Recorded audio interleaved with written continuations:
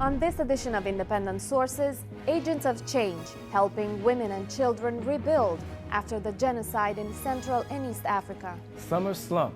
Programs for city kids suffer as private and public funds dry up. And A Picture's Worth. A female photojournalist tells tales of war and recovery while dealing with discrimination.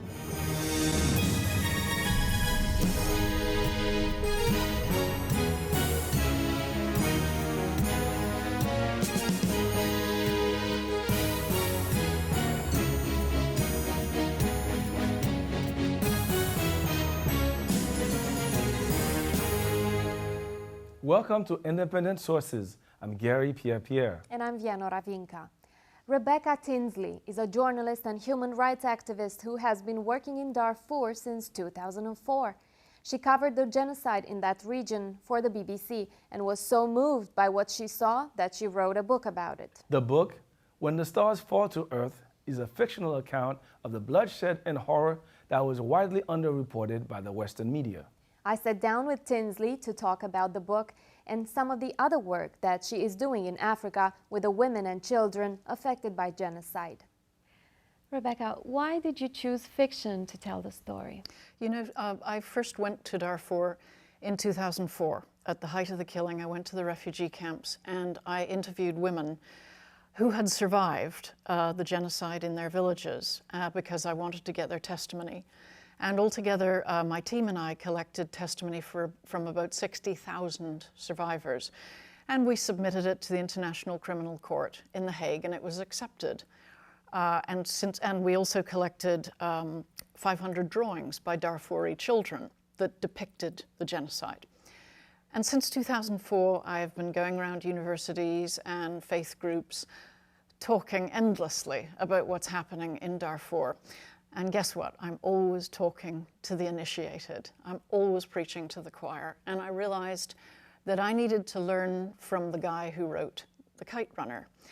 There's a man who managed to get millions of people to read about Afghanistan, the kind of people who'd never read an article in a newspaper about it. And I thought, this is what I need to do, is to try to make the story of the women of Darfur more accessible. To emphasize what we have in common with these people rather than the things that separate us. And I think using fiction allows you to do that much more effectively. What was your personal experience witnessing the lives that you describe in the book and writing the book? Well, When the Stars Fall to Earth, as you say, is fiction, but it's based on a lot of conversations I had with the most extraordinary women in Darfur. And what I came away with was a feeling that I owed it to these women to be their voice. They asked me to be their voice because they said, you know, Rebecca, we're busy trying to stay alive here.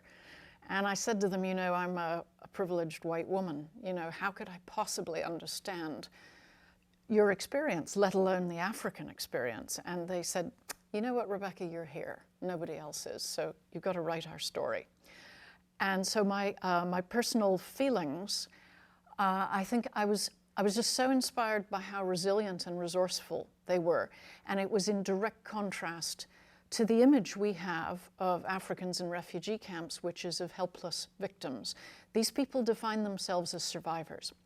And I believe that if people in America read my novel, When the Stars Fall to Earth, they're actually going to find it inspiring. And I think they will identify with the people who I'm talking about, whose stories I'm telling. And that's what I mean. We do have more in common with these people. And also, I don't know, I just, yeah.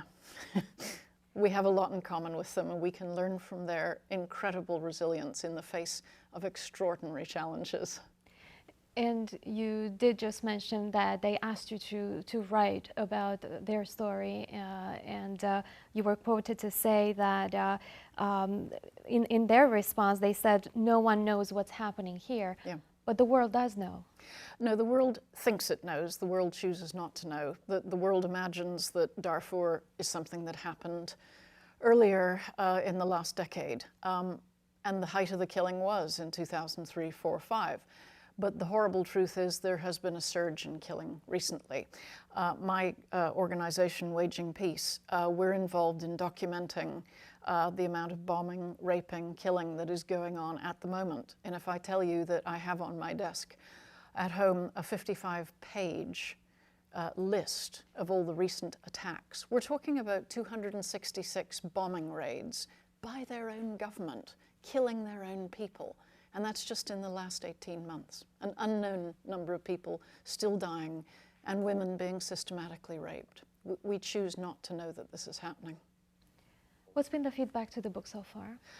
Well, I'm most pleased that people who are African who've read it have said to me, yeah, you got it, because it was their judgment I was most concerned about, obviously. And so far, a great feedback. It's been assigned to 3 different university courses because people have said to me that it's a good way of explaining not just what's happened in Sudan, but it's a kind of a microcosm look of how genocides happen. And that's one of the things, one of the messages I want people to take away from this is that this isn't just about Africa. This is about the human condition, that we are all capable of terrible things. You know, it is worth remembering that in Europe, not that long ago, people would kill Jews all day and then go home and listen to Beethoven. So we should disabuse ourselves of the idea that somehow we're so sophisticated, we're not going to do this. But at the same time, what I hope the novel shows, and what people have told me that it brings out, is that for every act of vileness that people are capable of, they're also capable of incredible bravery and decency. And that's what I hope the story is. And all proceeds of the book go to organizations helping survivors. One such organization is the Aspire program.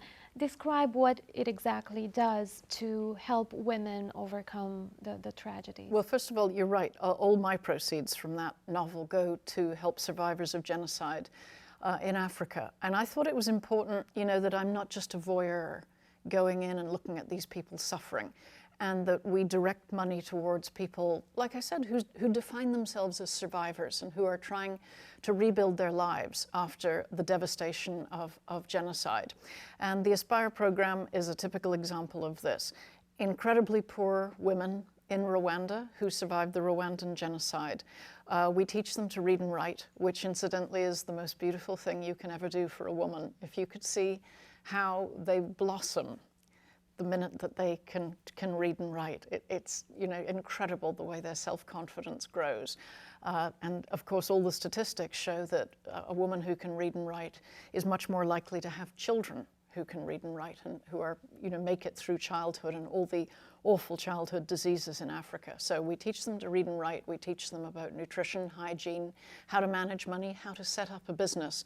And then we train them in skills like hairdressing or making jewelry that they can sell in the West. And we've been working with a fantastic American company called Doncaster, who so far have bought $70,000 worth of recycled paper beads from these remarkable women at the Aspire Project. And if people are interested in that, if they could go to networkforafrica.org, they can read more about the project, but also help us to help these women.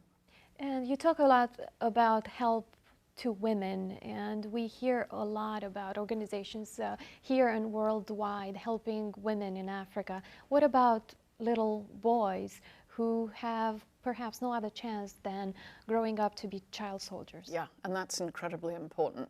But I think, first of all, you know, you make a really good point that a lot of organizations like mine focus on women. And the reason for that is that women have no stake in these societies. They're excluded from power and influence. They've been brought up to think that they're, you know, they've very low status. And that's precisely what makes them the agents of change. And you know, it's so much more effective to spend $1 educating a woman than it is educating a man who's been brought up to think that actually he's pretty good and he doesn't have to make any changes in his society. But you're absolutely right to mention the little boys. And we're actually working in northern Uganda with child soldiers who were victims of the absolutely insane Lord's Resistance Army. They abducted these little boys. They brutalized them, often making them kill their mum and dad or their best friend. Took them off to war, trained them to be killers. Now the war has ended. These young men are returning to their villages, villages where no one wants them to be. And actually what we're trying to do, we have two remarkable American psychotherapists who go to northern Uganda twice a year, and they run therapy sessions. They teach local people how to deal with post-traumatic stress, because it's a huge issue. That the depression that comes with that, the feeling of self-hatred and self-loathing that comes from that, it blocks everything. So we're actually focusing on helping those child soldiers rehabilitate. You mentioned in the beginning of the interview that you've collected hundreds of drawings from kids, and the drawing is part of the therapy that you're talking about. Tell us more about how these drawings have been accepted as evidence in the war trials that are going on. Well, it was entirely by accident that we got the drawings in the first place, because we were interviewing their mothers about their experiences and taking their testimony. And the mothers kept saying to us, you know, don't worry about me, I'm okay. Typical African women, you know, don't worry about me, I'll cope. I'm worried about my kids and the effect that this has had on them. And we gave the children paper and asked them to draw the most important thing in their lives. And the result was these extraordinary 500 drawings in great detail. And remember, these are children who have never seen television. They've never seen a helicopter or a tank on a television screen or in a military magazine. This is what they've actually seen. And one of the most striking things, I mean, you see unbelievable things. You see the Sudanese government bombing their villages, sending in militia to systematically rape the women and kill all the men. You also see, and all of this, incidentally, the Sudanese government denies is happening. You see women being led off to slavery, which is happening in the year 2011. You know, these unbelievable images. But you also see the very essence of the problem, which is that the victims in this, the survivors, define themselves as Black African, and they draw themselves with very black skin. And they draw the perpetrators, the génocidaires, with brownish, reddish skin. Now, if you or I were to look at these people, because we're not initiated, we'd say they all look the same as themselves. But what we know from history is what matters is how you self-identify. These kids see their oppressors as Arab and with red skin. And I think that it's very poignant, this, because it shows the basis of the racism behind this genocide. Rebecca Tinsley, unfortunately we have to wrap it here. Thank you very much for being with us today. Thank you. Still to come on Independent Sources, funding cuts for programs may leave city kids with no options for jobs or extracurricular activities this summer. Before that, Zyphus Lebron has some other news. Thanks, Vianora. Here's a look at some headlines from the ethnic media.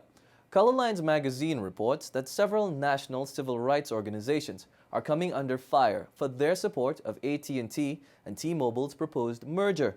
Several consumer and civil rights groups have spoken out against the NAACP, GLAAD, the National Urban League, and the Hispanic Federation, who have supported the $39 million deal. They say that it will lead to the creation of more jobs and the expansion of mobile networks. The groups who oppose the merger include Free Press and Color for Change. They argue the opposite, saying it will destroy jobs and raise mobile prices as well as threaten network neutrality. From the Jewish Week, a California congressman plans to introduce a bill that will prevent cities from banning male circumcision. Republican Brad Sherman's bill is in response to another recently proposed San Francisco ballot measure that would outlaw the circumcision of men under the age of 18. It would make the procedure punishable by a $1,000 fine or a 1-year jail sentence. Sherman says the Religious and Parental Rights Defense Act of 2011 will ensure Jewish and Muslim families have the right to continue to freely exercise their religious beliefs. Black farmers in the U.S. and their heirs have won a multi-billion-dollar racial discrimination suit against the U.S. Department of Agriculture. The case stems from the claims of farmers who worked or tried to do so between January 1st, 1981 and December 31st, 1996. They claim that the USDA denied them loans, prevented them from applying for loans, and gave them loans on unfair terms. An estimated 80,000 people are expected to share in the $1.25 billion settlement. That from the Amsterdam News. And finally, from El Diario La Prensa, figures from the 2010 census show that the economic crisis in Puerto Rico has forced many to flee the island to look for better opportunities on the U.S. mainland. According to the census, the majority of the 2% of people leaving the island are highly educated. El Diario visited various Puerto Rican restaurants and bars in New York City and found that some of the people interviewed said that there was a lot of competition on the island between people with masters and PhDs earning half of what they would on the mainland. Those are just a few stories from the ethnic media. Back to Gary and Vianora in the studio. Thanks, Zyphus. Here's a bit of history.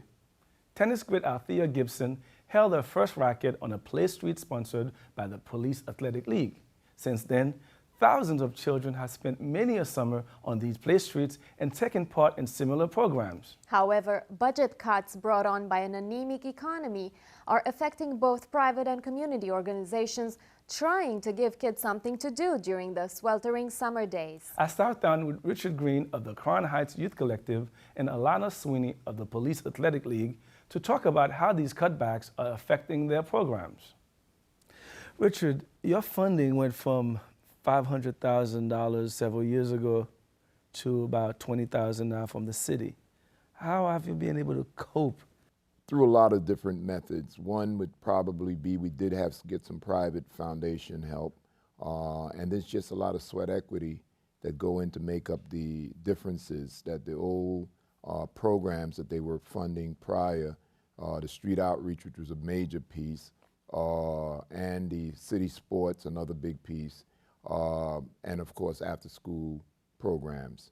Those are programs that were part of that whole constellation.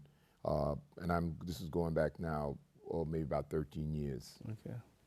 Alana, the Police Athletic League gets most of its funding from private donations.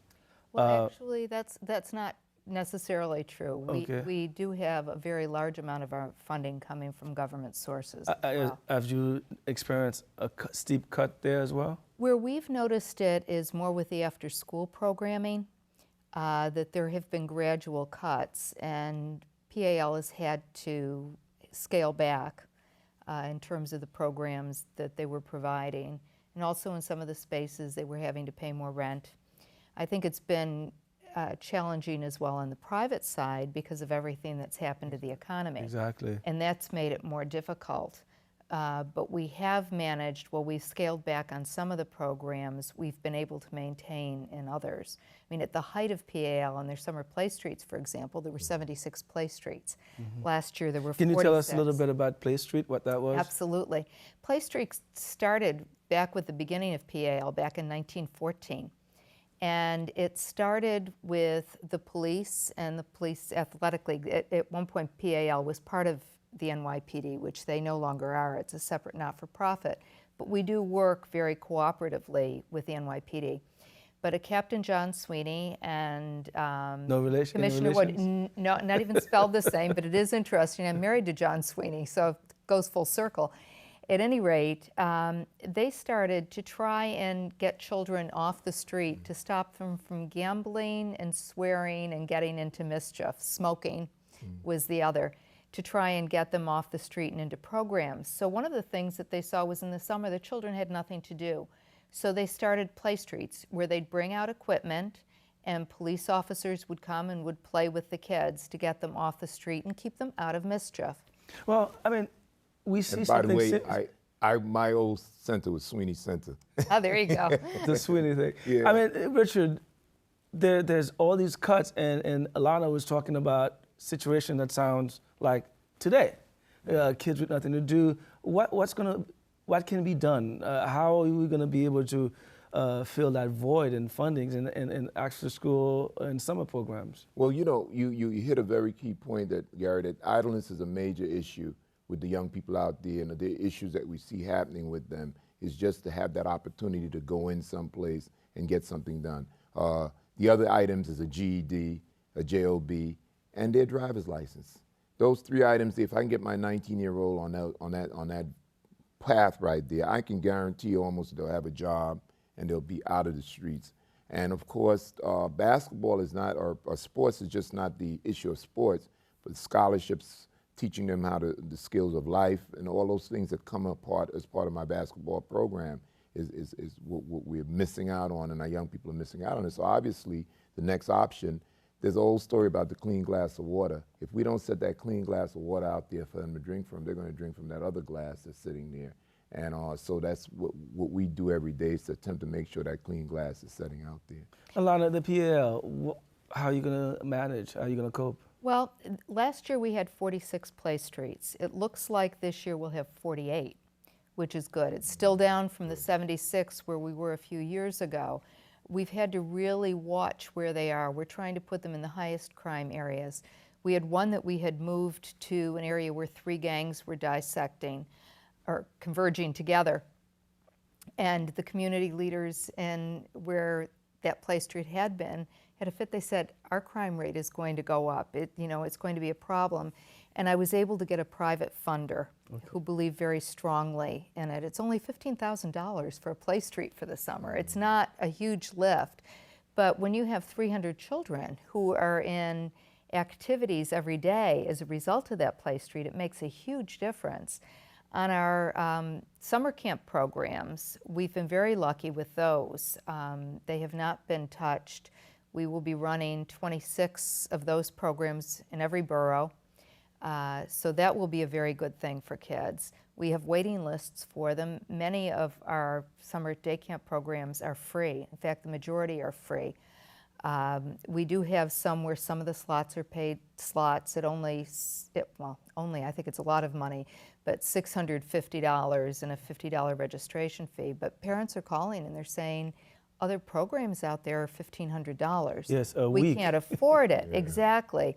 So, it's difficult, and you feel for the parents, but you feel even more for the children, because you know that if you can continue to engage them, keep them stimulated, keep them so they're not losing what their gains from education over the summer, where you're teaching them leadership skills and discipline and working with other people, you know that in the long run, that $15,000, or even the cost for one child for a summer program, is going to go a long way to a better society down the line. Richard, what's a parent to do in New York City? I wanted to compound this question. We were talking a little bit about the crime situation. Is there a correlation between the lack of activities for kids during the summer and crime? Oh, absolutely. It's there. The corollary is the fact that if the young people are out there in the block with nothing to do, then the idleness set in and things happen. That's almost, It's an article of faith. Yes, okay. Exactly. So we attempt to, in our parks and the places in our neighborhoods, we try to get those young people engaged in some sort of way. Now, the other part of your question is, what is a parent to do? One, the play streets has been really magnificent. I mean, we've used the play streets over the years. The other part of it is there's a number they can call. There's a youth line number to find out there are other programs within their zip codes that's available. We've gone to look at the churches, the apartment complexes, and asked them. I've just come from another meeting with an apartment complex to ask them, the management, to put out some sort of resources to make something happen for that little area of where their children are. The churches, that's a very big part in our communities. And if we can get the church to do even maybe 2 days a week Bible schools, that will help a lot. So we're going to have to pick up the pieces, because it's not going to happen. The city mothers and fathers are strapped with the terms of budgets and what have you. So I don't think they're going to find any new resources this year or this summer, which they may have to, maybe, as Mayor LaGuardia used to say, get that little tin box from under his desk, and make something happen, because I'm always concerned of my young people having some activities to do, and I make all efforts to make that happen. No matter what it costs in terms of energy, I try to make that happen. Thank you very much, Alana. Richard, thanks for joining me. You're very welcome, Peace. Our pleasure. When we come back, on the ground covering wars and tragedy as a female photojournalist.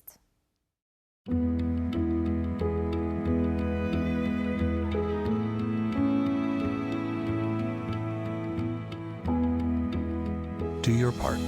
Visit feedingamerica.org/hunger and find your local food bank today. Finally from us tonight, for years, photojournalists have been risking their lives to bring the images of faraway conflict and catastrophes to newspapers and magazines. Hollywood recently lionized 4 AP photographers who covered South Africa during the apartheid era in the film The Bang Bang Club. Marlene Peralta visited a Brooklyn-based journalist who has taken her lens around the world, capturing stories one picture at a time. Photojournalists have made recent headlines for their unfortunate fates while covering countries in conflict. Some have been kidnapped, others killed in the line of duty. Scout Tufanjan is a New York-based photojournalist who's constantly working in those same places, looking to present stories through her lens. It was a way to do journalism, which I always wanted to do, without doing what I thought of as kind of book reports at the end of every day. September 11th had happened, the second intifada in Israel and Palestine was kicking off, and so I decided that I was going to go there. Her most recent project is not as dangerous, but very close to home. And the Armenian community is an interesting one to focus on, not just because I'm Armenian, but because the fact that they have their own church and their own language and their own alphabet means that the community tends to stay together much more than a lot of other communities. That sense of togetherness she's experienced from the community she has covered, regardless of their situation, has changed her life.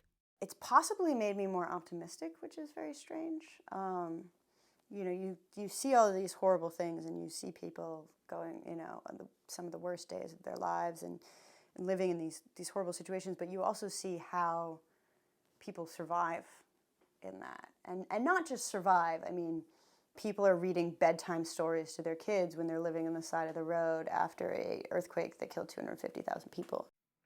Even as Tufanjan looks back on how her profession has changed her life, she looks ahead to how the field is changing. She says the tough economic climate is making it harder and even riskier for photojournalists to get jobs these days. So instead of having people who are employed and on assignment covering conflict, you have maybe a couple people who are employed and on assignment covering conflict, and then a lot of people in their 20s running around trying to get assignments and freelancing with no support from an agency, no support from a newspaper, no support from a magazine. So if anything happens to them, they are on their own. On their own, to sometimes deal with sexual assaults, as was the case with CBS reporter Lara Logan. Logan's case woke the world up to the issue, but for Tufanjan, this is nothing new. I mean, this is a very, very, very common occurrence, and it is a big problem that when you're talking about kind of hazardous situations or conflict zones, you're always warned about, you know, guns and tanks and helicopters and that kind of thing, but women are not really told, oh, and by the way, you'll probably get groped all the time. She says there's a reason most women journalists don't talk about this particular issue. Women don't like telling their employers about it because we don't like having things that make us seem like we potentially could be in more danger than our male companions, even though we are much less likely to kind of get in a fight. The risks have been worth it for her. Her job has taken her to several countries, including Haiti, Tunisia, and Egypt, to name a few. And the thing that's wonderful about this job is you get the access you get into people's lives, and the trust that people give you to tell their story is really remarkable. I have a bunch more trips planned. Ethiopia is a place I have been trying to get to. Marlene Peralta for Independent Sources. That's our show this week. Thanks for staying tuned. Until the next time, be independent-minded.